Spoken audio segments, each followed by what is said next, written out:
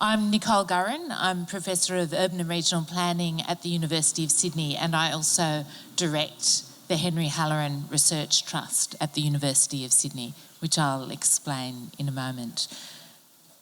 Before we go any further, I'd like to acknowledge that we are here on the beautiful unceded lands of the Wajibal Wayabal people of the Bundjalung Nation. And I pay my respects to the traditional owners of this land and thank them for caring for country since deep time. And I pay my respects to the ongoing community leadership and caring for country that the traditional owners and the First Nations across this country continue to do. This land, of course, always was and, of course, always will be Aboriginal land. So having said that, what am I doing here? Professor from the University of Sydney, Research Centre at the University of Sydney. So as I said, I'm Nicole Gurran. I'm a Professor of Urban and Regional Planning. And one of my roles at the University of Sydney is directing the Henry Halloran Research Trust, which is a cross-disciplinary research centre, which means we bring in all of the different bodies of knowledge across our university and other universities to talk about the deep problems facing urban and regional communities, including communities like the Northern Rivers. And we do that by supporting the types of research that businesses and governments might not fund or sponsor, but also by supporting the kinds of conversations between university-based researchers, between government, between non-government, between community leaders and between community members. Very much actually in the model that the Living Lab here in the Northern Rivers promotes. And part of those conversations is the type of conversation that we hope to have today. And once a year we run the Festival of Urbanism, which has a week-long program of events in Sydney, but we also try to take that festival out of Sydney to look at issues that have deep meaning for local communities like the Northern Rivers, but also which are extremely significant nationally and in fact internationally. And I can't think actually of any more significant issues than resilience planning, than responding to natural disasters, and in looking at what long-term recovery might look like, which of course is the topic for today. Before I go any further, I should also explain my own connection to this place. I have a few roles, as well as being advisor to the Living Lab, particularly around housing and urban planning, because my 20 years plus as a researcher in Sydney and in Australia has been focused on housing and affordable housing and urban planning. I also serve on the National Reconstruction Corporation's, the Northern Rivers Reconstruction Corporation Resilient Lands Expert Advisory Panel, and in that capacity, that's a role advising with a number of people about potential redevelopment sites for the future resilience and rebuilding of the Northern Rivers. And I also grew up here. I arrived here in March 1974, which might ring a bell for some people. It was actually the eve of the 74 flood.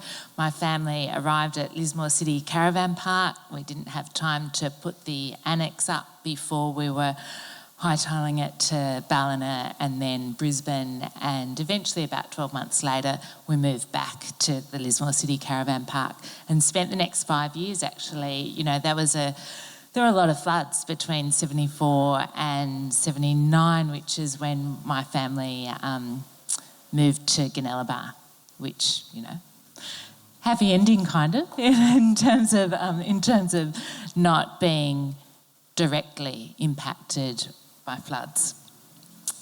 So having explained a little bit about myself, why are we here in Lismore then talking about New Orleans? and not talking at this point in time this afternoon about Lismore. Well, already there have been many comparisons between Lismore and New Orleans in terms of the scale of the disaster. In fact, many people have said, and I'm sure you may indeed be sick of hearing, that Lismore, unfortunately, has been Australia's New Orleans event.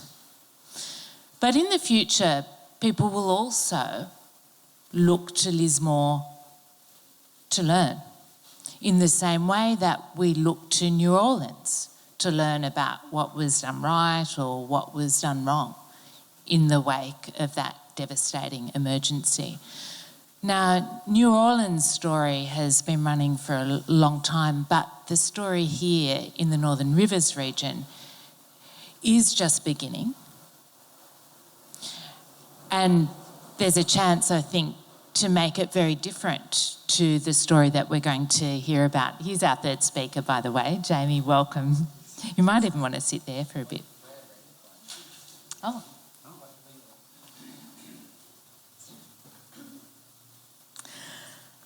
As I was saying, people are going to look to the Northern Rivers in the future, people in Australia and internationally, and they're going to be asking, what should you do, and what should you not do when it comes to responding and rebuilding and reconstructing in the wake of natural disasters. And the story here is just beginning. And I think, and you'll be the judges of this today, but I think there's a lot to be learned from this story in New Orleans. So with that, let me introduce our three speakers. To my left, we've got Dan Etheridge, who I imagine is known to many of you here. He's the director of the Living Lab Northern Rivers. He's got over 18 years' experience in public interest design, and he worked for Tulane University in Louisiana, working with the School of Architecture there to open a community design centre which was founded to support resident-driven recovery and rebuilding in the wake of Hurricane Katrina. Dan helped direct that centre for 10 years and helped build it into one of the leading university-based community design centres in the United States. Beyond this, of course, Dan has worked for governments, non-profits and universities on projects relating to community-driven design and planning, disaster recovery, and developing partnership models and collaborative design processes. Professor Elizabeth Mossop is Dean, no longer but very recently. At the time when this bio was written and posted to the web, she was Dean of UTS School of Design, Architecture and Building, and she's a landscape architect and urbanist with wide-ranging experience across landscape design and urban planning. Among her many roles, she was involved in many aspects of the post-hurricane reconstruction of New Orleans and the Gulf Coast, as well as, and this is an interesting side note, probably not at all relevant to you in Lismore, but I think fascinating, also has been involved in the revitalisation of Detroit. Her academic career spans over 25 years. She was Professor of Landscape Architecture and Director of the Robert Reich School of Landscape Architecture at Louisiana State University, one of the highest ranked landscape architecture programs in the US, of course, the world, and she was once director of the Master of Landscape Architecture program at the Harvard Graduate School of Design, probably the most famous and well-respected design school in the world. And last we have Jamie Simmons, Principal Consultant Water Technology. We're allowing Dan to sit here in the front row because part of Dan's role is going to be to help us make sense. Oh, sorry, Jamie. Help us make sense of the material that Elizabeth and Dan are going to be presenting. Now, Jamie Simon's book, Rising from the Floods, recounts his experience as project director for the relocation of the town of Grantham, Queensland, another reference point before Lismore, of course, which continues to be regarded one of the quickest, most cost-effective and, importantly, successful examples of managed retreat in the world. Jamie has over 20 years' experience. That sounds like my dog. Jamie has over 20 years experience managing all aspects of complex development projects for both the public and private sectors. Now, I'm just going to explain how this afternoon's going to proceed. I'm going to ask a series of questions to Elizabeth and Dan to draw out their experiences. At roughly the 50-minute mark, our Auslan interpreter is going to have a bit of a break. That's going to be an opportunity for you to stretch, say hello to your neighbours, and get like 5 minutes maximum, maybe get some more food if there's food there, although of course you're welcome to help yourself as we talk. And then we'll come back and we'll talk to Jamie. First we'll get Jamie's reflections on what Dan and Elizabeth have told us. We won't ask Jamie for too long because we're very, very keen to ask you for your questions, and some of you have actually sent questions in advance. Thank you. We'll get to some of those, but I'll also walk around with this microphone and we can ask our panel to, whatever questions you have in effect. I should also introduce our cameraman, and we are filming today, and that's because we know that this conversation is going to want to be watched by many people, perhaps elsewhere in the Northern Rivers, but certainly elsewhere in Australia. So with that, I'm going to actually start, and we'll ask the first question to Elizabeth. And look, this is a really basic question, and like many of you here, you may have actually watched New Orleans with horror when it happened, but I think it's worth actually starting back at that point. And I might ask you, Elizabeth, if you could refresh our minds about the nature and the scale of Hurricane Katrina, and even when and where it occurred, because I can see some young people in the audience as well, and a special welcome to you, Elizabeth. Okay, so I'm just going to come over here to get out of the way. So obviously, Hurricane Katrina, a hurricane, a huge hurricane, not so uncommon on the Gulf Coast, but what was particularly noticeable about Hurricane Katrina was it hit the city of New Orleans fair and square on the eastern side of the city and led to massive flooding of 80% of the city. And I'm just going to give you a tiny bit of context to explain why it was so dangerous. This is a map of the way the Mississippi originally was, a sort of a free-flowing river system meandering through the delta and building the delta. Over the course of the 20th century, the Army Corps of Engineers armoured the river, constrained it with levees, and so what that meant was that there was a lot more control over the river, but it also makes the surrounding areas very vulnerable any time that levee system fails. And also a reminder, this is you can see the Mississippi River in the south, the area in the middle where New Orleans was developed, and Lake Pontchartrain in the north. And when the city was originally settled, this entire area was a swamp. And in order to allow the city to develop, that swamp was drained. And so what happens when you do that, when you withdraw all of the water from these swampy conditions and these peaty soils, is that over time, and you can see this series of sections over time, as that land dries out, it sinks. And while it remains dry, it continues to sink. And so that is what has left us with this situation here. You can see on the left-hand side of this section is, in fact, I've probably got a magical pointer. This is the Mississippi River, and you can see this is the city.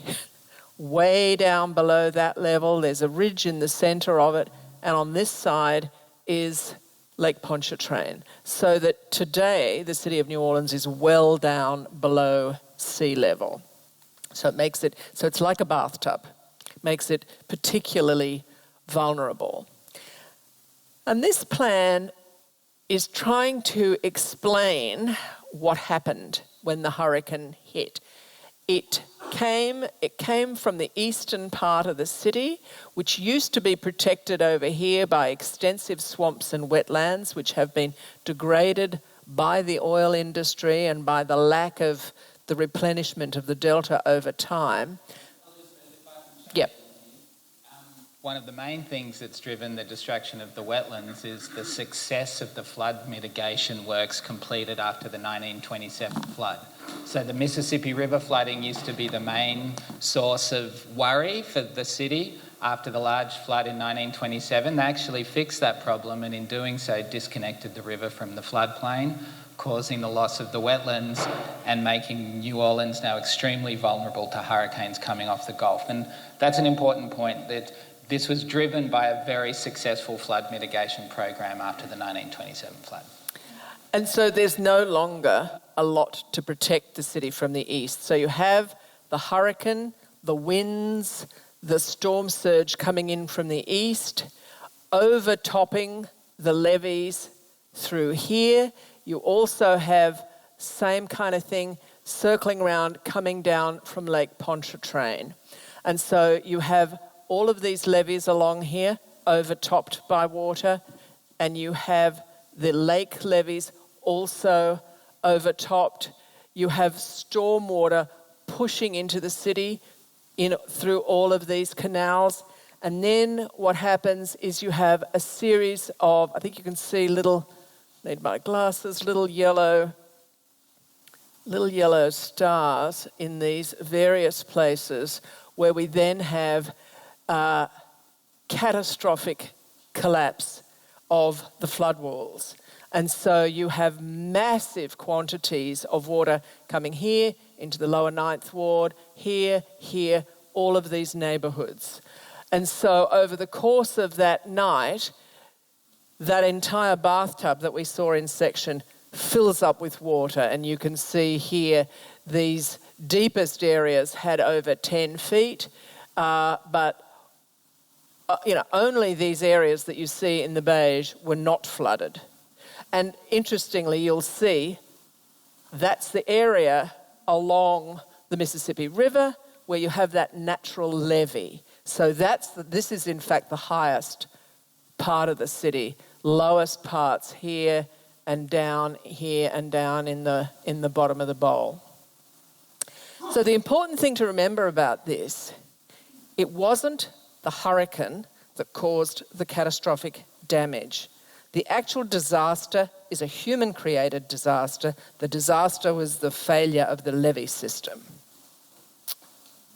People in New Orleans make that point very clearly. They, as a matter of fact, they're like, this is the federal levee failure disaster and not a natural disaster. That's a point made passionately in the city. And it's really important to remember about so many of these natural disasters is that they are the result, we create them over the decades that come before them. The series of things that make these disasters so terrible are things that are very often that we have created over a long time of political decisions or land management, or in this case, corruption, shonky construction, etc. And so here you can see just a description of what happens with the overtopping of those walls. And again, a reminder, here's the lake, all of this is overtopped. Here's the high ground along the river that was better protected, and then down here in the bottom of the bowl, and that water sat there for more than 6 weeks. Because the other thing that failed was all of the city's pumping infrastructure, because all of the pumping infrastructure was at ground level. So, of course, it was the first thing to go, filled up with water, and then there was no way of getting the water out of the city because gravity is not on your side when you're below sea level. As a landscape architect, it took me so long to get my head around this, the fact that gravity wasn't ever going to help you to get rid of the water. So this is just a reminder. I'm sure those of you that are old enough saw the kinds of images of what was going on in New Orleans. The scenes of absolutely desperate people, unable to get out of the city. There was no mandatory evacuation. There's very little public transport here. People without cars did not have the means to evacuate. The city also had a tradition of not evacuating, instead of having hurricane parties where you would stock up on liquor and lock yourselves in the house and have a great big party, which is fine, provided the hurricane doesn't actually hit. So, you know, these are not things that you expect to see in the richest country on earth. Barges from the canals in neighbourhoods, and just catastrophic devastation. In some of these neighbourhoods, nothing bigger than matchsticks was left of people's houses. So, you know, those of you, you know, who are very sort of familiar with what happened here, you know, a lot of parallels. These are the buses that were not used to evacuate the population sitting there in the floodwaters. And these horrible mould-infested refrigerators are starting to give you some idea of the kind of scale of the impact. I can almost smell it again, just looking at that picture. Yeah. Yeah. Yes. Yeah. Relatively quickly, once the floodwaters were gone from neighbourhoods, and that took varying amounts of time in different parts of the city, started to see demolition crews coming in. From very early on, there were some really significant political issues that began to surface. Some quite controversial decisions were made, for example, to demolish all of the city's public housing. Do you want to talk about that? Yeah, so the city of New Orleans was characterised, it had much lower sort of standard rates of household income than the state and national average. It's always been a working class blue collar city with high rates of poverty, which means people that were impacted typically had less resources to help themselves. We had a very large population living in public housing. Most of those concentrated in what they called the Big Four, the four largest public housing developments. These housed approximately 6,000 families, so these are large developments. They were known by people outside of them as places of crime, of desperation, of horror, and to the people that living inside of them, those things, but also the only community they have. They, in the absence of other services, took care of each other. So it was a complicated situation. So, and this is a theme that comes up with Katrina, and I'm sure you will talk about it a little bit later, but after the disaster, there was the opportunity to try whatever the new idea was at the time. And so with public housing, it was a program called Hope 6, which was really it was replacing 100% public housing in the development with a mixed income. So federal government subsidising developers to come in and replace that housing, only a portion of which was to go back to public housing residents. And the public housing residents were given vouchers to go be subsidised in other places. This was very controversial. We can talk about it a little more later, but essentially what it meant in the short term was that at least 6,000 families were looking at not only their home being literally demolished, and in many cases, I'll say these were very well-made buildings that were a lot of well-made arguments that they could be repaired quite quickly and easily. We'll put that one aside. But it's at least 10 years till these housing developments were rebuilt. So, you can imagine the kind of impact that had on people.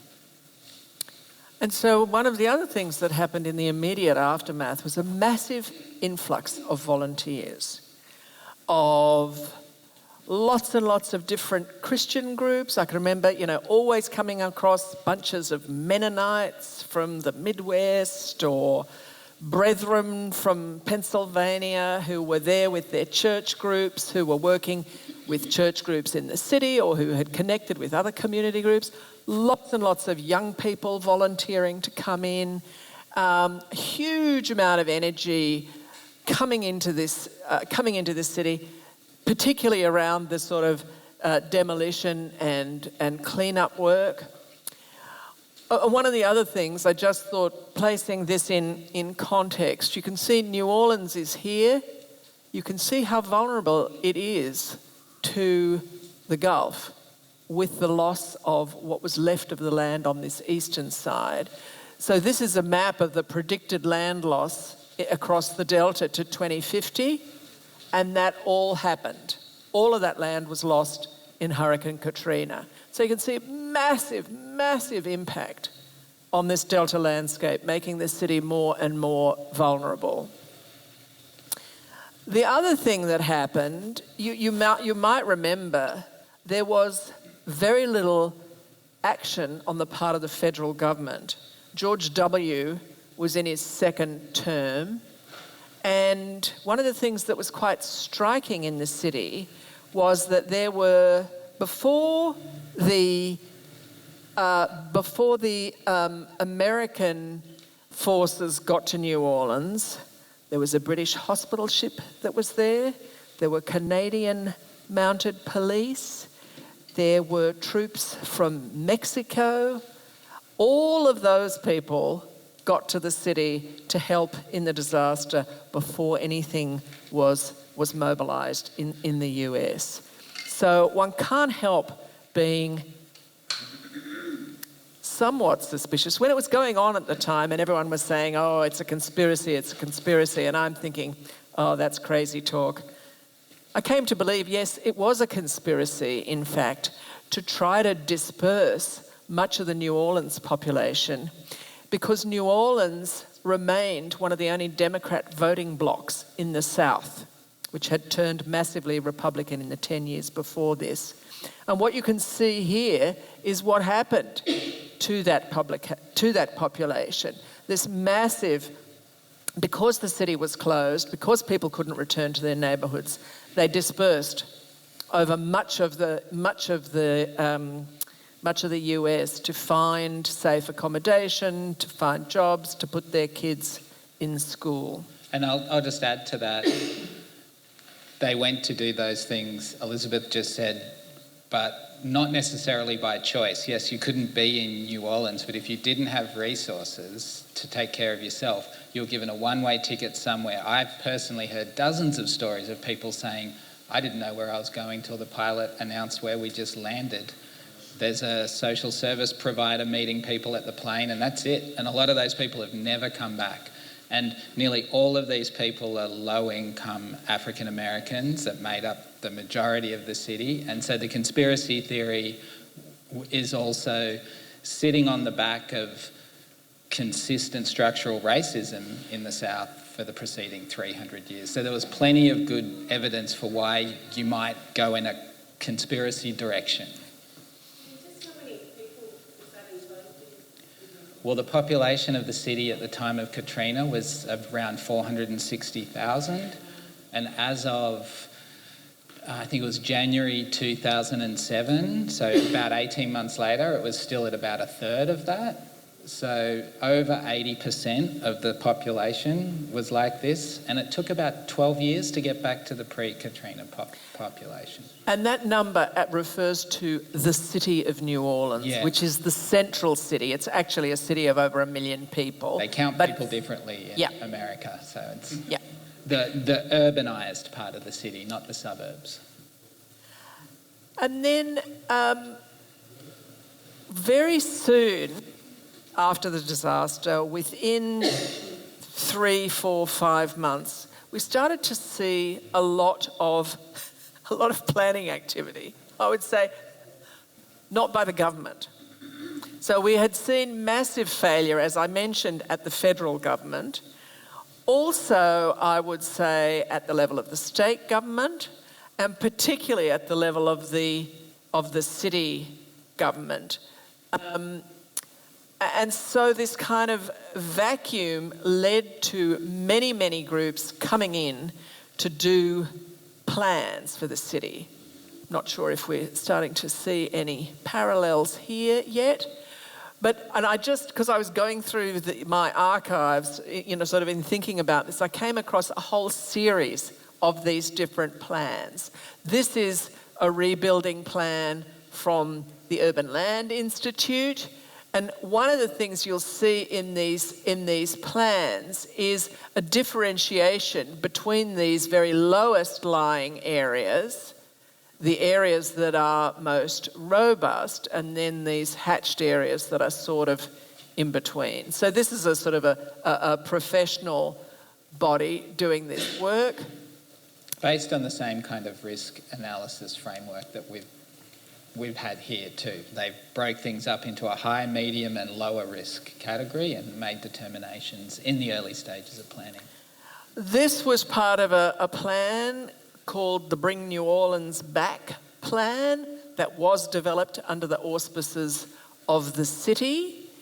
A wide group of local experts and stakeholders were assembled to develop this plan.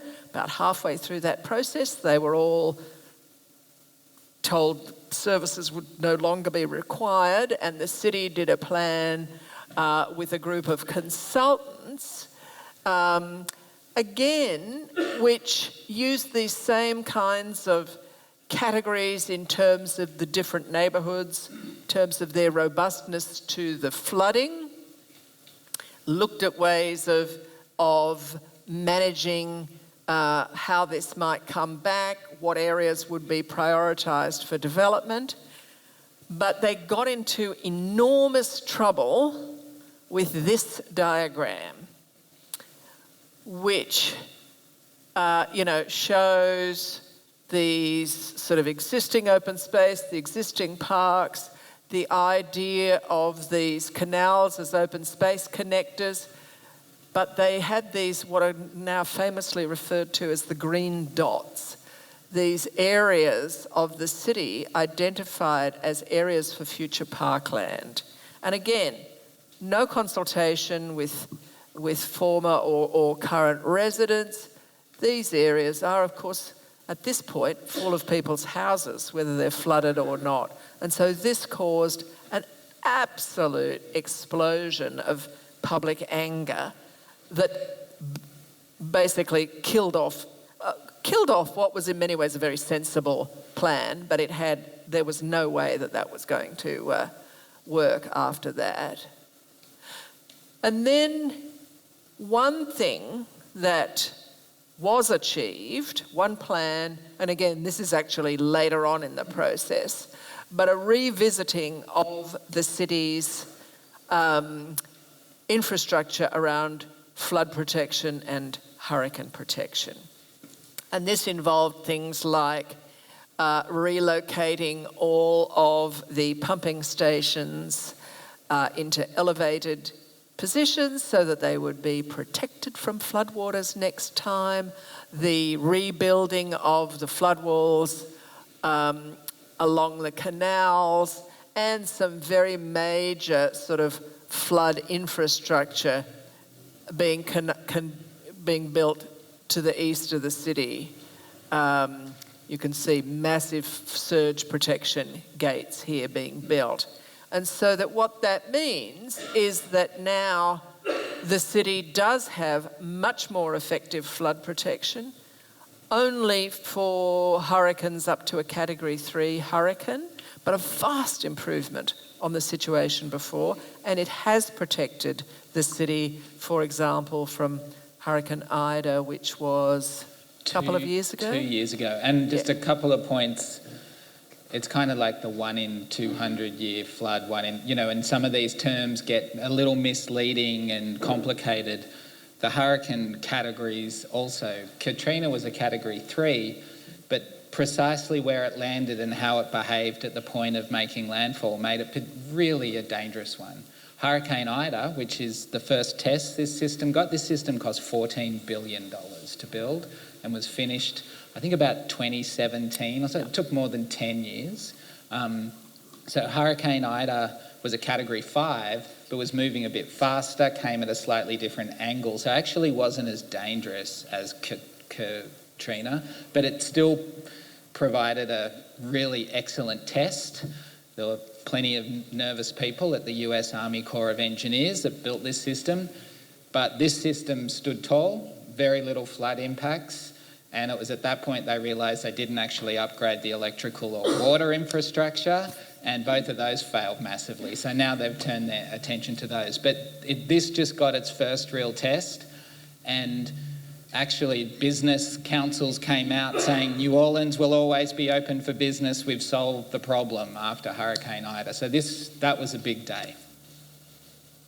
And then I just thought I would mention another plan that was done. Like a lot of the post-Katrina planning, this was done with philanthropic money. And this was a big consortium of consultants from New Orleans and the Gulf Coast, from around the US and from the Netherlands, developed what was called the Greater New Orleans Urban Water Plan.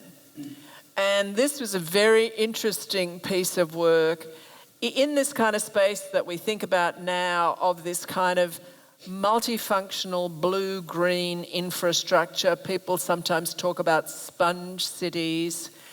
So it's thinking about all of the infrastructure in this city, how it can all be purposed to make the city more robust to future floods. How can we redesign this place to let the water in without it causing loss of life and damage to people's properties? So what are the things that we can do to find a way of living with water? And so it involved significant changes to the stormwater system and the pumping system to make it more rational, integrated open space, integrated wetlands, parks, redesigning the canals, for example, so that they are part of this open space network, capable of holding a lot more floodwaters. And then into the detailed design of what might happen in neighbourhoods, canals, streets, the redesign of all streets to hold water. So while it wasn't publicly funded, some of these projects, it's been very influential. Quite a lot of this work has actually been, some of this work has been done, hasn't been done on that kind of broad integrated scale that it should be. And I'll just jump in on the water plan. In the spirit of places around the world learning from each other, like we're here today, that was sort of termed the Dutch dialogues, or built on the back of a partnership with engineers, really the Dutch government, supporting Dutch intellectual property and experience and understanding of flood mitigation and drainage infrastructure, and bringing them over to work. And interestingly, they were like, we're more than happy to come, because after the 1950s North Sea storms came in and decimated the Netherlands, New Orleans was actually the leading light in urban stormwater management in the world. So they actually came and learned a lot of engineers in our city who went back and forth. So there is this history of exchange between places that are dealing with these kinds of things. And I should say, we hadn't had a good idea since about the 1950s, but it's like you're reading my mind there. So I should say the city did eventually come to the party with what was called the Unified New Orleans Plan, which was not especially visionary, not especially effective, but it was a plan. One of the many issues sort of around what happened in this city was around these questions about, should people be allowed to come back? Should there be parts of the city that were not redeveloped? What happened in this kind of maelstrom of little control, and after the Green Dots fiasco, was that everybody was able to come back and rebuild wherever they liked, no matter what the vulnerability of those places was. And they had a plan that is not unlike the proposals here, that was called... Well, the Road Home program, Yeah. The equivalent of the Resilient Homes program, except you've got to remember that about 85% of the housing stock was eligible for this program in New Orleans. And also that in the US, the federal government is the insurer of last resort. So that even people who lived in the bottom of the bowl or in the lower Ninth Ward could insure their, what you would think would be uninsurable houses already. So that... Yeah, there's a publicly backed flood program by FEMA, the equivalent of our NEMA, that actually underwrote flood insurance and made it affordable for everyone. So interesting idea. I'm conscious of the fact that we're at the end of our time. This is just a reminder that you know, what ended up was a city that was whiter, generally whiter and older and richer than the city had been before. So quite significant structural population change as a result of this. You know, what they've already talked about. If I could ask you, and I might start with you, Dan, for maybe one lesson that you want to leave us with so far from, you know, that incredible experience of being at the front line in New Orleans. Sure, and I'm glad for this because I realised I was like, oh, we've just told a pretty grim story, but a lot of wonderful, beautiful things happened and continue to happen out of this. I mean, my lesson is what I've tried to bring back into Lismore, which is where I lived before I moved over there. And that is the fundamental importance of connecting local knowledge to technical expertise. And that the most successful outcomes came out of dialogues where that was not only like a table was set and people could come and have that chat, but was actually supported to keep working on it. And in Katrina, what was shown through the myriad planning processes, Elizabeth, she only put a couple of them up, there are a lot more.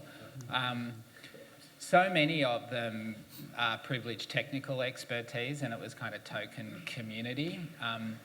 And the best outcomes come when local knowledge is really valued like technical expertise. We need both of those things, and we need a place and structures to support them working together effectively over a longer period.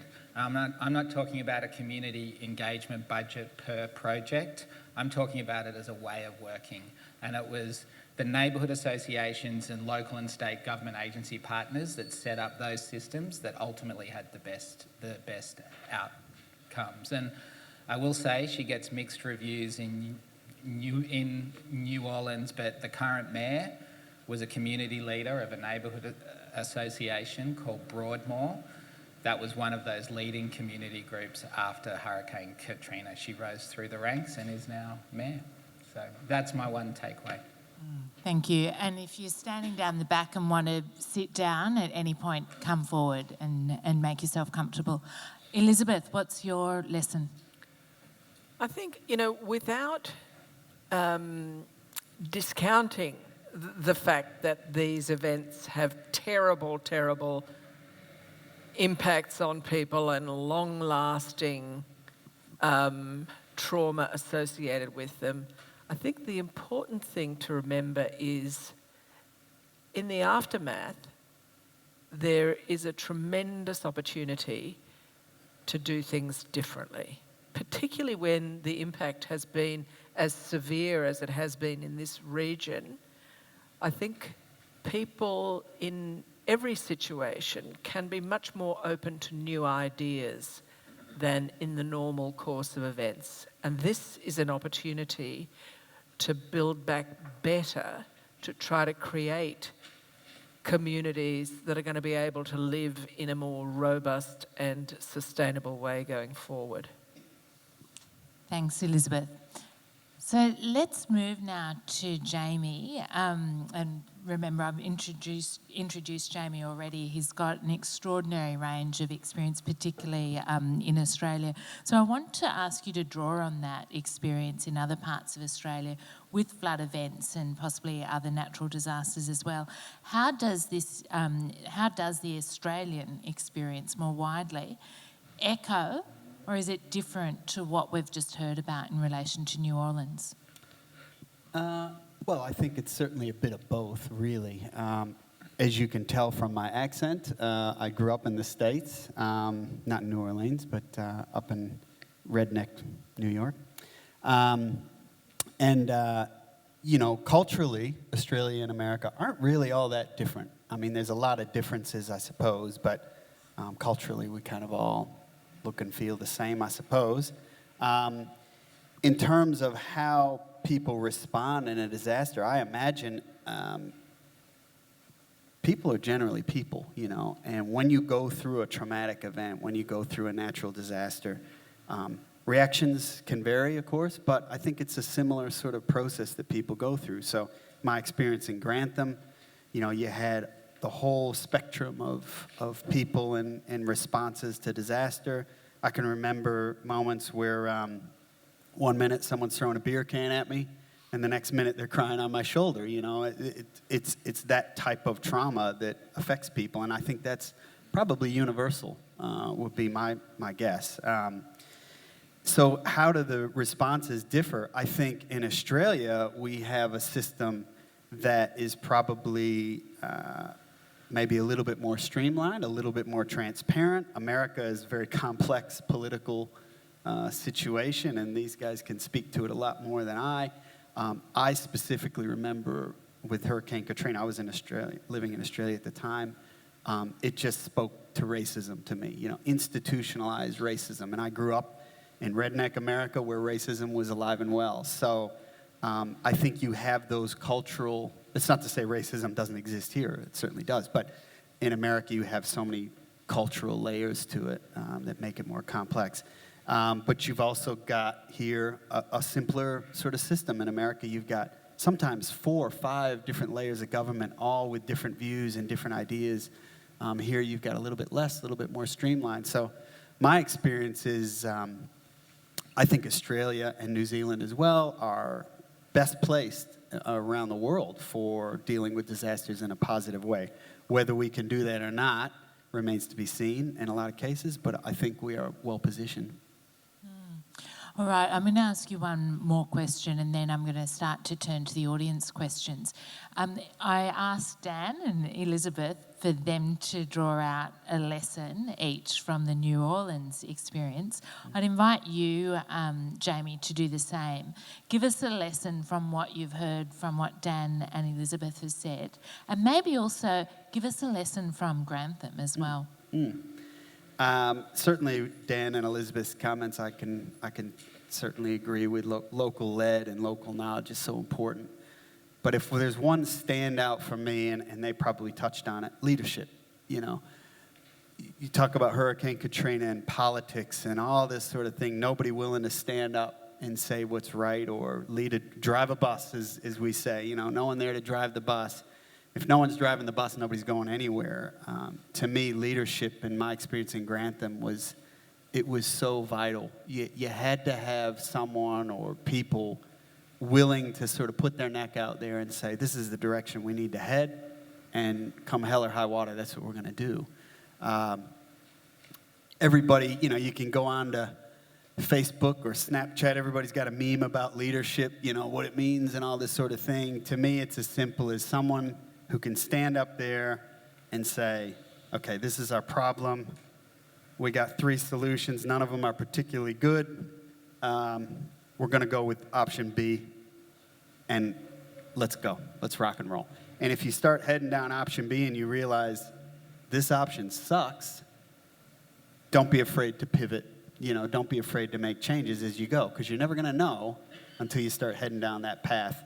One of the big problems I see in disaster recovery around the world, but in Australia as well, is indecision. You can't be in a situation where no decisions are being made.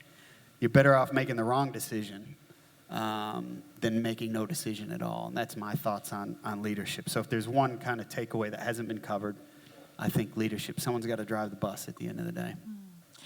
Yeah, and I think that's a really interesting observation as well about not being afraid to change direction or to change what you're doing if new information emerges or you realise it's not working. Yeah, that's fascinating. Now, look, we've had 4 or 5 questions that have been submitted potentially by people who are here in this room, but certainly submitted ahead of time. There's a mixture of questions. I'm not sure if we'll get to all of them. Start to put your hand up if you want me to come to you. Okay, we'll do you first.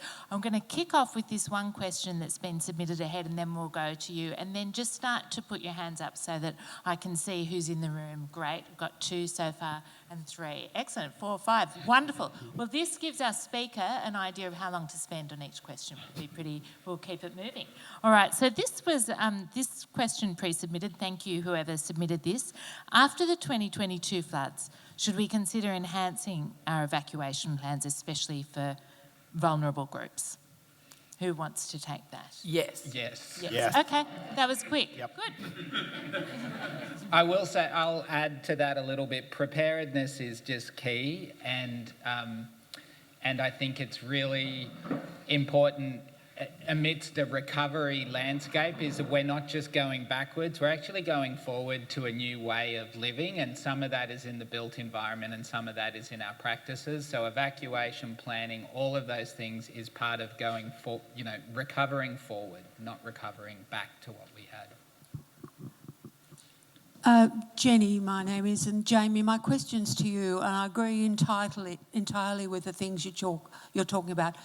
We are this morning on a wellbeing Zoom that we have fairly regularly. We started the conversation about the 2nd year anniversary and how to mark that. We've heard from what happened in New Orleans, that it's a long, long process. One of the things that's lacking at the moment, I believe anyway, is communication. The communication from decisions such as from the body you represent, it's crickets.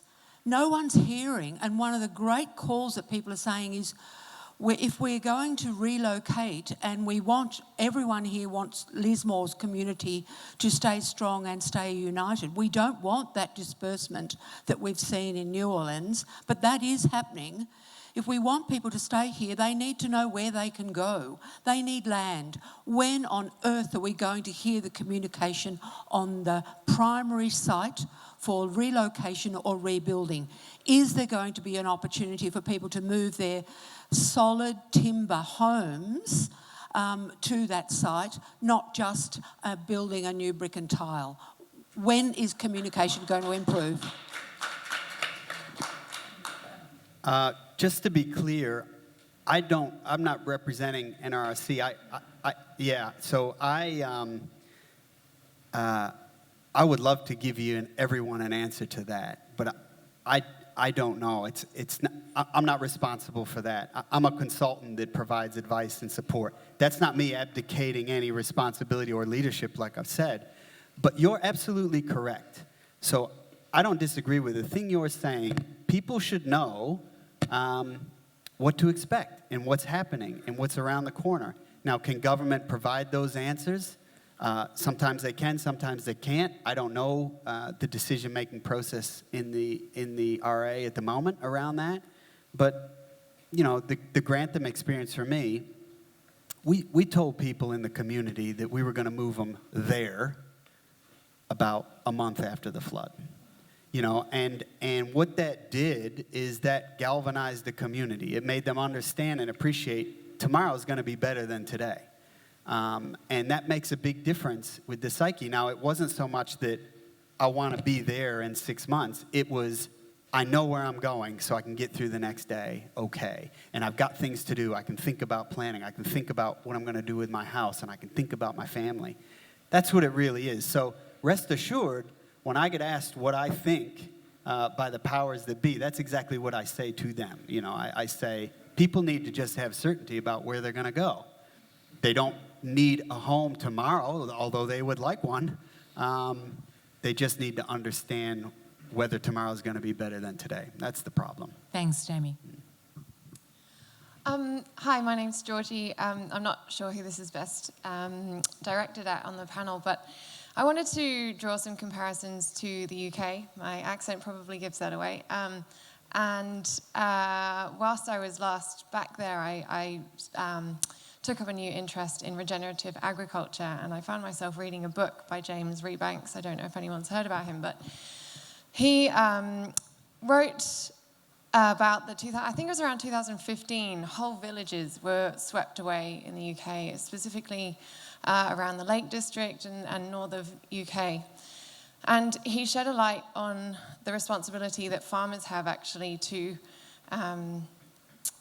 help rewild rivers and look at the degradation that farmers have been doing to natural tributaries, which actually resulted in a lot of this huge amount of water suddenly flowing through villages and washing them away. And from my reading in this area, it seems to be a conversation that just hasn't been had yet. And I might have missed something, but I wanted to know if we were talking to farmers and looking at the agricultural sector on how we could be potentially avoiding these situations a little bit in the future. I've got some positive news on that one, and actually a program, we've had a speaker in here before, that Joe Levin, the Member Services Director for the Casino Co-op, which is the cattle co-op and the owner of the abattoir. And he runs a program called the River Crystal Initiative that supports they've got over 400 members, so they take up a large part of the catchment. And they are engaging in catchment repair work ranging from agricultural land management practices that minimise negative impacts, as he says, as simple as moving the watering tank on a schedule rather than leaving it in the same place. They're doing extensive riparian re-veg. They're doing education around soil quality and funding soil tests for farmers to repair. They're really focusing on improving the carbon content in their soil, because among the many benefits, it can hold significantly more water. So we actually are lucky that we have a really engaged agricultural sector in the cattle sector. I haven't met the equivalent in dairy or macadamias, which are two of the other larger ones. But to your point, I think we're actually at a moment where a lot of groups are actually coming together, realising their shared goals. So this is an area where I think the solutions are very well understood. There is some very good work going on with a range of different community-based groups across this region. I think the issues, the need is for things that can operate at the regional scale. We're bringing these things together and trying to fund broader scale work to really start to have impact. The difficulty is with that it's on a different kind of time scale to trying to think about more immediate questions of flood mitigation. But you have to look at all of the issues to do with land management across the catchment to try to address these issues in the biggest way to have the greatest impact over time. So we've got a question here, and remember, just put your hands up so that I know where to go after this questioner. Hello, my name's Trev. I live in South Lismore, so my place flooded, and I also got told by the NRCC that we wouldn't be getting anything from them. I've also been told by my insurance company that we don't want to insure you anymore.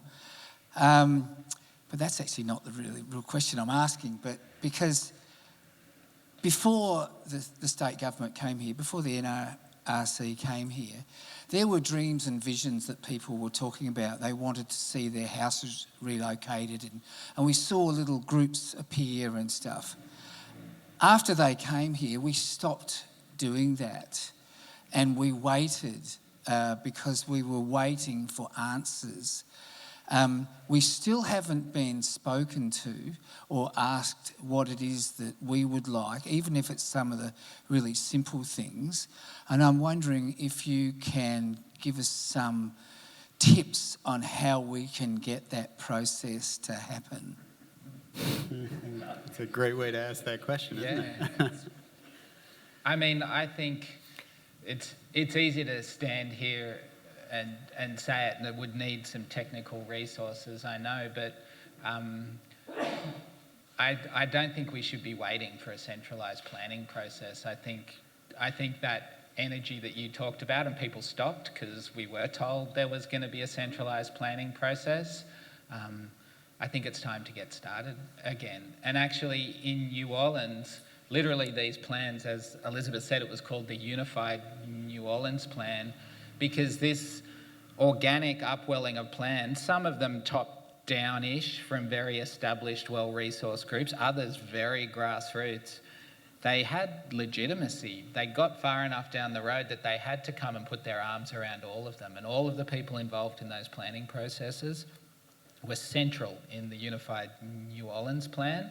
And so I'm cognizant I'm telling you that the burden's back on you guys and you go and work, but that's how it worked in New Orleans. And in the end, the state government had to put their arms around all of those plans and incorporate them, or there was no legitimate plan. And so I think we all need to start planning. This is a space.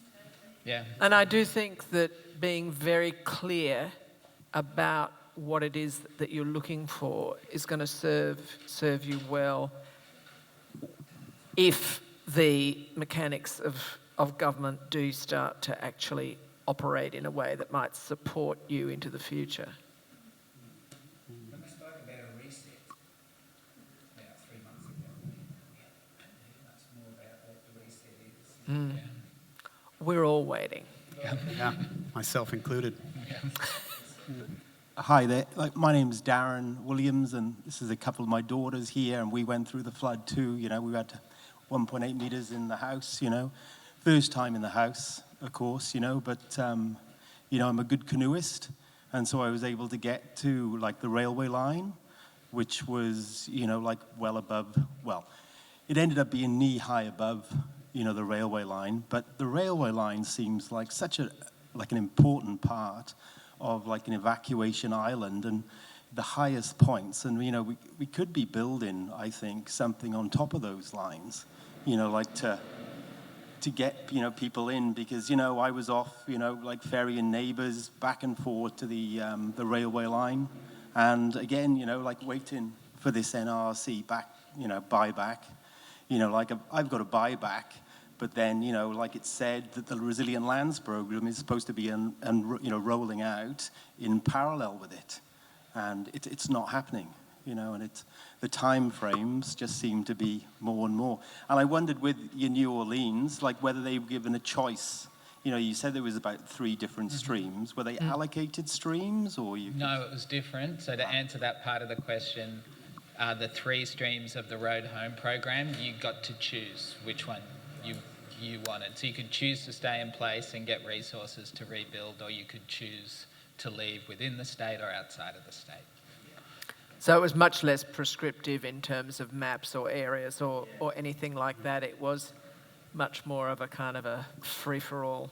But what you're talking about with your experience is a kind of local knowledge and local expertise we're talking about that needs to be married up. And to Trev's question, it'd be nice if there was a centralised planning process where you could come and take your ideas. That sounds like it's worth exploring. But in the absence of that, what people did in New Orleans was get together and just come up with really rudimentary plans that they were able to bring forward with credibility because they were actually rooted in local people. So there was a credibility that no technocrat could have, you know? And the technical plans had credibility too. I want my city shaped by someone who went to school for at least 10 years thinking about that, but it's both of those things, you know? Is that on? We should listen more instead of listening to the experts. Listen to the practical people. This time is called listen more.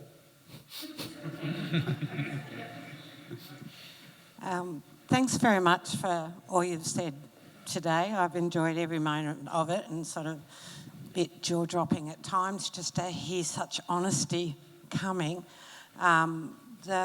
I'm trying to pull my thoughts together without detracting from what's happening in Lismore, but what's ringing alarm bells for me is that we're always working on the end of the crisis, while we actually, where I live, all of the swamplands, all of the wetlands have been drained. They have dropped below sea level. They actually flooded in the last one and came under people's houses. And now we're going to build on it.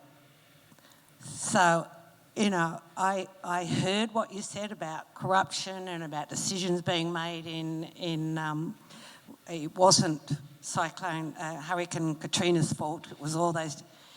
They're happening now. And because, you know, of the Lismore experience and, you know, working here and having lived here and friends here, it's like alarm bells are going off for me where I live. And my house didn't flood last time, but it was that far off the floorboards. And this is Lennox Head. And they have just put out a brand new strategic plan after huge amount of consultation where everyone screamed at them flood mitigation, and it is not even mentioned in the plan.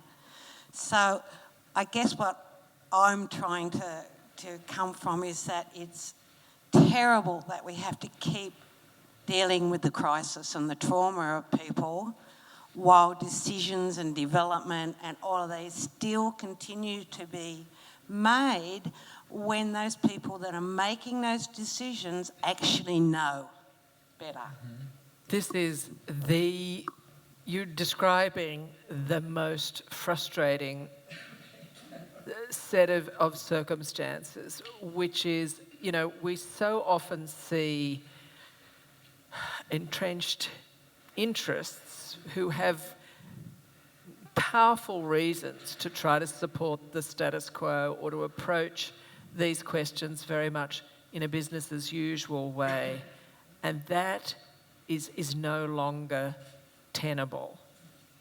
Particularly, and I mean, it's particularly hard to understand when you have the evidence right there of what happened 5 minutes ago. But this is, I think that we have to really work with this as a moment of change, and you've got to hold your local politicians to account. And there have to be real consequences for that kind of decision-making, which is failing to account for these incredibly significant things that are happening right now.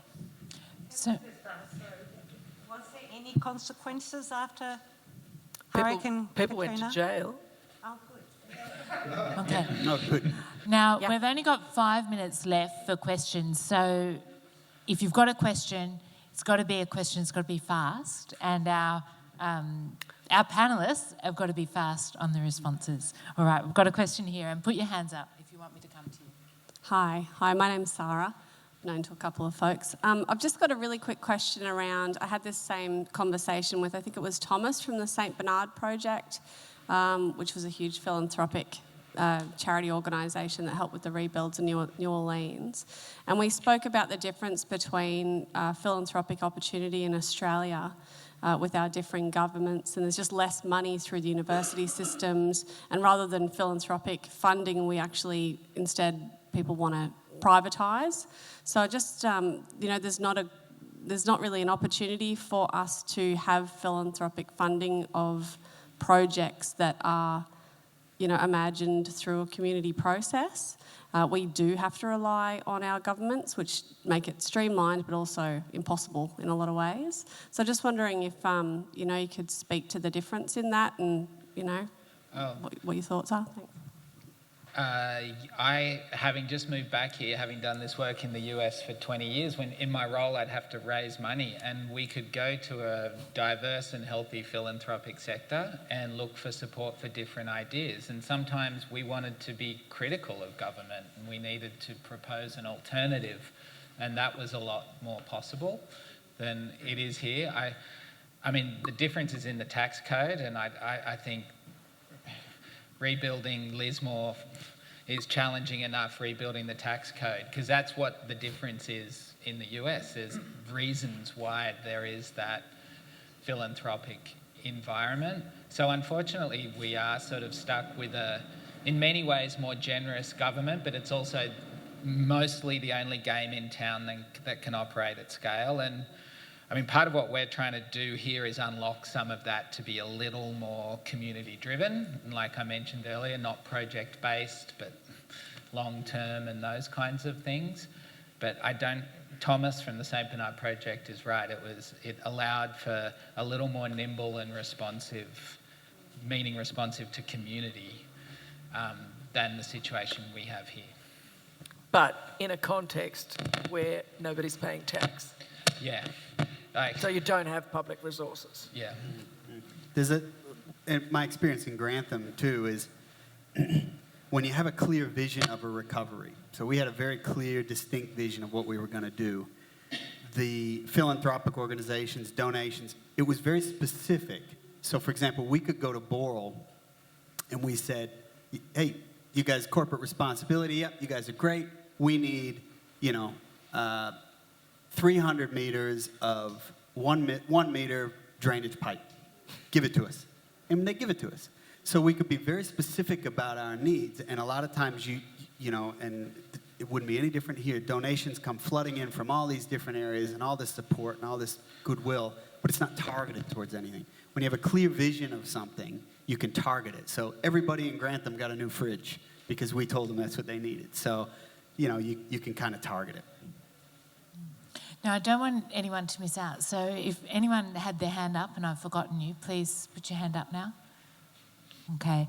I'm going to ask our panellists one last question. But I did want to say in relation to the Lennox Head, if that's a proposal that's on exhibition at the moment, maybe the Living Lab could even help people with writing submissions, because one of the things we do have, at least in Australia, is proposals are exhibited and public submissions need to be considered. So that's an opportunity to get some local knowledge, on the record. So, look, it's been an incredible conversation as far as I'm concerned. I hope the audience have got something from it. I'm going to ask our panellists, but really this is actually a question for the audience, but nevertheless, I'm going to start with you, Dan. I'm going to ask the same question to each of you. Look, you're all bringing very unique experience to bear in your work here in the Northern Rivers, and it's a very unique community as well. It would be a very big mistake to, impose a cookie cutter solution from elsewhere for here. But people elsewhere are likely to look here, as I said at the outset. And when they do, and when our youngest members are, reflecting in 20 years' time, what will people say, or what do you want people to have said as the lesson from the Northern Rivers, or in fact the legacy of the work that you're involved in and that the community's involved in now, Dan? Well, it would take a pretty big turnaround from where we're at now, because it would be the fact that we continue to be this incredible community and wonderful built environment, and that where we've ended up was actually the vision of the community to go there. And that what I hope they say is, look at that, they really turned it around and they pioneered this excellent community-led process that set some new goals, had a reset, and actually charted the path forward. So that's what I really hope, because like New Orleans, Lismore and New Orleans do have a few things in common, not just a disaster experience. They're both really funky, kind of edgy, cool, different places, and people who are here really love being here. So while Americans elsewhere were saying the city of New Orleans should be built somewhere safe in Oklahoma or something and should abandon that, people in New Orleans were saying, over my dead body. And they rolled up their sleeves and they were fighting for it. And I think the same thing is true here. So I think we can do that 180 turnaround, and I think the outcomes will just be so much better if that's what happens. So, Jamie, you're working here, you're contributing, your deep experience and, passion. What do you hope is the legacy? Well, Dan, I think, hit the nail on the head, but I'd probably a little bit simpler. I called up in 2022, Grantham flooded quite badly. And I called up a family there and I said, how you going? And they had relocated to the hill and they said, we got the popcorn going, I'm watching the flood on TV, you know? To me, that spoke to an outcome that was satisfying for me, because all it meant was, it wasn't earth-shattering, it's just that they were safe, you know? And at the end of the day, I think if people can sit down and say, you know what, when it starts raining, I don't have to go run and find the kids' old photographs and grab my passports and jump in the car and get the hell out of here. That to me is success, I suppose. And Elizabeth, you've, made a big commitment actually to this region. Elizabeth will be playing a really strong role here, supporting the work of the Living Lab through her role at UTS. Elizabeth, 20 years' time, what do you want them to be saying at Harvard Graduate School of Design and all of the other eminent institutions that, follow your work and elsewhere in Australia, but more importantly here? What do you want people to be saying? I guess what I hope is that out of this terrible series of events that have happened here, that we end up with something that is a model for how to do things differently, so that, as we see places all over this country and all over the world, but I'm thinking in the Australian context here, we see places more and more having to deal with this kind of uncertainty and disruption, that they will be able to look at what happened here and see it as a new and different way of trying to deal with this kind of adaptation. And that to me is both about the people and the kinds of processes and the way that we go about it, as well as being about new kinds of solutions to infrastructure and to land management and how we design our buildings and how we manage our catchments. Thank you so much. Look, this is the beginning of a series of conversations that we will be having with the Living Lab, and I know, this is just one of many conversations that you in the community are having, but I thank you so much for coming today, and let us just thank our three fantastic panellists. And our interpreter and our filmer.